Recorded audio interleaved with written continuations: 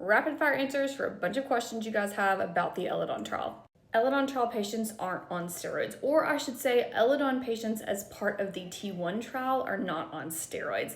I think this is a misconception because if you were to just Google Eledon trial patients medication list, you're going to get a whole bunch of medications out there because there's also a kidney trial that Eledon is using doing tegoprubart.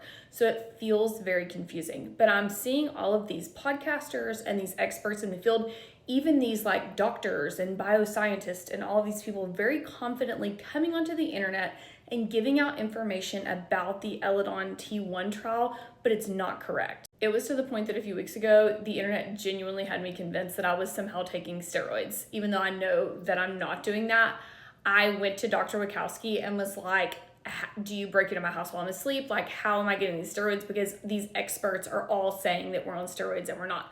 So Eledon patients aren't on steroids. Be very careful about experts or about doctors or about podcasters that aren't actually in the trial. I don't think any of this misinformation is intentional or malicious. It's just a lot. There's a lot of trials going on with islet cell transplantation, which is so exciting. There's just a lot of information. A lot of it's getting confused. So if you're confused about this, the people that you can trust with real information about the Eledon trial specifically are Dr. Wachowski, Dr. Ricordi, or some of the patients that talk about it that are actually in the trial. Anybody else, take all of the pro information or insider information with a grain of salt. Also realize everybody has their own motivation and that plays into things that get put out there as well. I was very rudely accused on the internet of gaining weight. First of all, mind your business. Secondly, actually, if you've been paying attention, I've lost weight, and the reason for that is really simple and really cool science. When you have fully functioning islet cells like I received in my transplant in January, you're not only creating insulin and also glucagon to keep your blood sugar in perfect range, but you also get this whole host of hormones that help you feel full faster, help your stomach empty slower, and all of these other things. So I've actually lost weight as part of the trial, even though I'm eating a lot of cool things that I couldn't eat before the trial. That's not really that important, so weight loss is not something that I talk about a lot. But if you think I look chubbier, that's fine by me. The only person whose opinion counts is my husband, and he thinks that I'm super hot. So I was asked the other day about how long it will take before the FDA trial, and it was kind of presented to me in a podcast like it's a separate thing and it's going to be years one way and then years for the FDA trial, and we're a really, really, really long time out. And I was like, I don't know the answer to that because this is not what I do for a living. I work in estate planning. So I went and asked the experts in the field, and I'm happy to report that that is in fact not the case. That is more misinformation.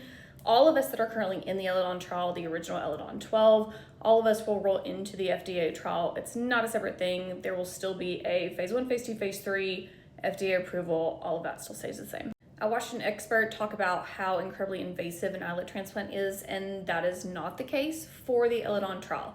There are a lot of different stem cell trials and islet cell trials that are going on. So again, lots of misinformation out there. For the Eledon trial, your islet cells get transplanted into your liver through your portal vein. So it's actually a teeny tiny incision. I have a teeny tiny scar. It goes in through your portal vein. They pull it back out. You get a Band-Aid.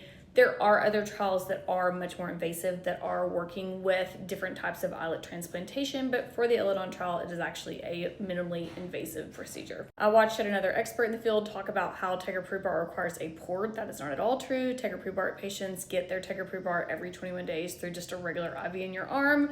I was there on Tuesday. That's where I got it. There's not even a mark, but just know it's a regular IV. You don't have to have a port. It's not that serious, guys. I saw another expert insider talk about how Eledon patients still require insulin. That's actually not the case. All 12 patients in the Eledon trial have all been given an islet transplant, and then within just a few weeks to the first couple of months have been completely pulled off of insulin. I've been off insulin for more than 130 days. I've genuinely lost count.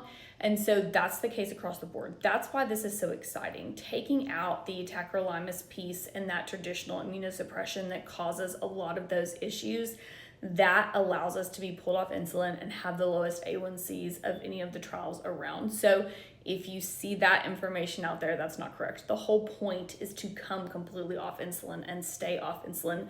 That's why this trial is so exciting. I've also gotten a lot of questions about C-peptide. C-peptide has kind of a learning curve to it, so I'm going to do a whole video about C-peptide, what it is, why you want it, and why people would care about what our C-peptide scores are. just remember, as we're going through all this, guys, there's a ton of information out there on the internet. I hope that you're excited about all of the cool trials beyond just the Eledon trial, but for type 1 diabetes in general. So much progress is being made. Brighter days are ahead for all of us. Let me know what other questions you have and be very careful about where you get your information.